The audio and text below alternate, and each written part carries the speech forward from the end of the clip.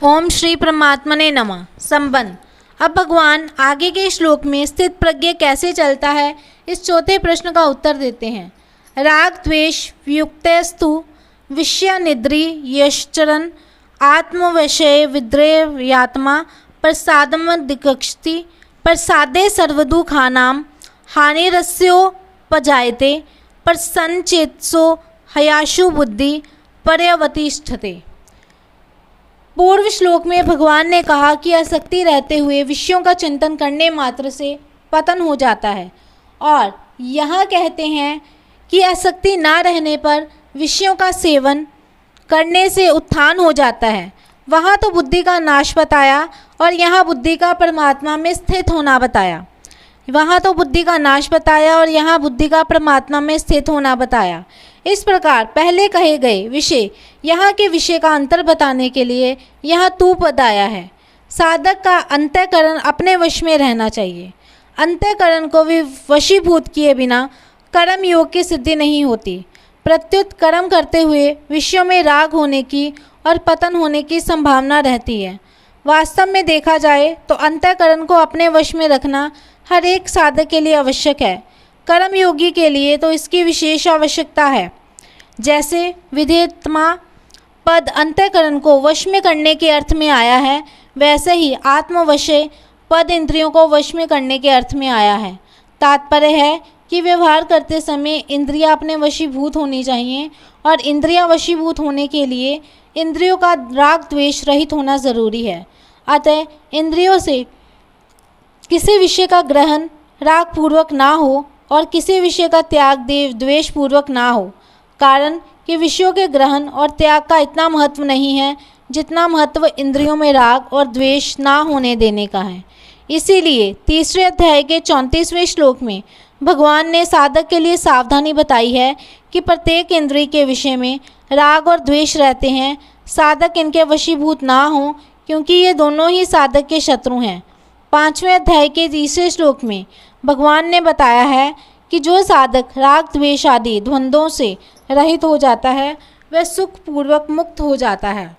जिसका अंतःकरण अपने वश में है और जिसकी इंद्रियां राग द्वेष से रहित और अपने वश में की हुई हैं, ऐसा साधक इंद्रियों से विषयों का सेवन अर्थात सब प्रकार का व्यवहार तो करता है, पर विषयों का भोग नहीं करता। भोग बुद्धि से किया हुआ विषय सेवन ही पतन का कारण होता है। इस भोग बुद्धि का निषेध करने के लिए ही यहाँ विध्यात्मा आत्मवशय आदि पद आए हैं। राग द्वेष रहित होकर विषयों का सेवन करने से साधक अंतःकरण की प्रसन्नता को प्राप्त होता है। यह प्रसन्नता मानसिक तप है जो शारीरिक और वाचिक तप से ऊंचा है। अतः साधक को ना तो रागपूर्वक विषयों का सेवन करना चाहिए और न द्वेषपूर्वक विषयों का त्याग करना चाहिए, क्योंकि राग और द्वेष इन दोनों से ही संसार के साथ संबंध जोड़ता है। राग द्वेष से रहित इंद्रियों से विषयों का सेवन करने से जो प्रसन्नता होती है, उसका अगर संग ना किया जाए, भोग ना किया जाए, तो वह प्रसन्नता परमात्मा की प्राप्ति करा देती है। चित्त की प्रसन्नता प्राप्त होने पर संपूर्ण दुखों का नाश हो जाता है, अर्थात कोई भी दुख नहीं रहता।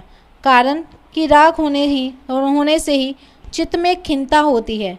खिन्नता होते ही कामना पैदा हो जाती है, और कामना से ही सब दुख पैदा होते हैं। परंतु जब राग मिट जाता है तब चित्त में प्रसन्नता होती है। उस प्रसन्नता से संपूर्ण दुख मिट जाते हैं। जितने भी दुख हैं वे सबके सब प्रकृति और प्रकृति के कार्य शरीर संसार से संबंध से ही होते हैं, और शरीर संसार से संबंध होता है सुख की लिप्सा से। सुख की लिप्सा होती है खिन्नता से, परंतु जब प्रसन्नता होती है तब खिन्नता मिट जाती है। खिन्नता मिटने पर सुख की लालसा नहीं रहती। सुख की लिप्सा ना रहने से शरीर संसार के साथ संबंध नहीं रहता, और संबंध ना रहने से संपूर्ण दुखों का अभाव हो जाता है। तात्पर्य है कि प्रसन्नता से दो बातें होती हैं, संसार से संबंध विच्छेद और परमात्मा में बुद्धि की स्थिरता। यही बात भगवान ने पहले 53वें श्लोक में निश्चला और अचला पदों से कही है कि उसकी बुद्धि संसार में निश्चल और परमात्मा में अचल हो जाती है।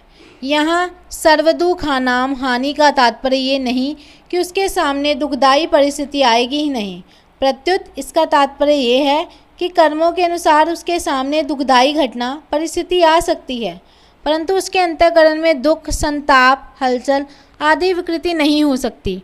प्रसन्न चित्त वाले की बुद्धि बहुत जल्दी परमात्मा में स्थिर हो जाती है, अर्थात साधक स्वयं परमात्मा में स्थिर हो जाता है। उसकी बुद्धि में किंचन मात्र भी संदेह नहीं रहता। भगवद विषय प्रसन्नता हो अथवा व्याकुलता हो, इन दोनों में से कोई एक भी अगर अधिक बढ़ जाती है तो वह शीघ्र ही परमात्मा की प्राप्ति करा देती है। जैसे भगवान के पास जाती हुई गोपियों को माता पिता, भाई, पति आदि ने रोक दिया, मकान में बंद कर दिया, तो उन गोपियों में भगवान से मिलने की जो व्याकुलता हुई उससे उनके रजोगुण तमोगुण नष्ट हो गए और भगवान का चिंतन करने से जो प्रसन्नता हुई उससे उनका सत्व गुण नष्ट हो गया। इस प्रकार गुण संग से रहित होकर वे शरीर को वहीं छोड़कर सबसे पहले भगवान से जा मिली। परंतु सांसारिक विषयों को लेकर जो प्रसन्नता और खिन्नता होती है, उन दोनों में ही भोगों के संस्कार दृढ़ होते हैं और संसार का बंधन दृढ़ होता है। इसके उदाहरण संसार मात्र के सामान्य प्राणी हैं जो प्रसन्नता और खिन्नता को लेकर संसार में फंसे हुए हैं। प्रसन्नता और व्याकुलता में अंतःकरण द्रवित हो जाता है।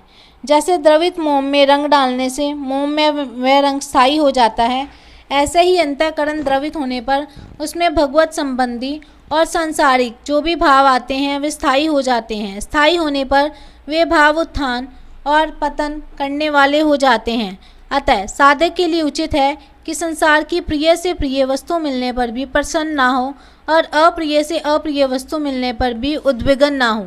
परिशिष्ट भाव, एक विभाग भोग का है और एक विभाग योग का है।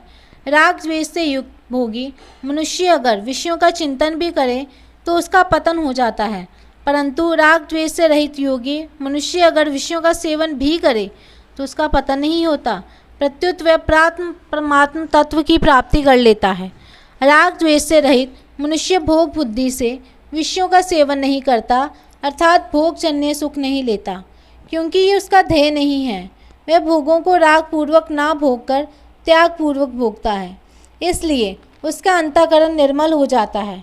त्याग पूर्वक भोग वास्तव में भोग है ही नहीं, लोगों की दृष्टि में उसके द्वारा भोग का आचरण दिखता है, इसलिए यहाँ विषयान चरण पद आए हैं।